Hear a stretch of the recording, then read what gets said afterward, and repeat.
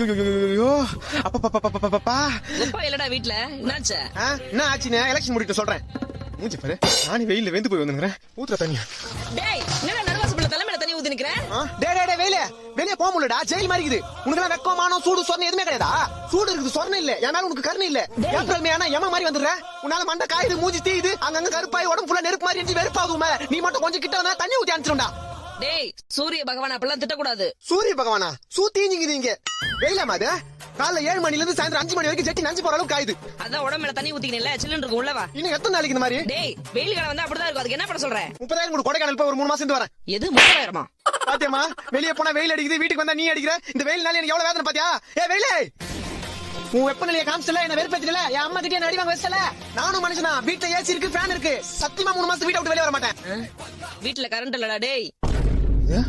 வீட்டுல கரண்ட் இல்லையா?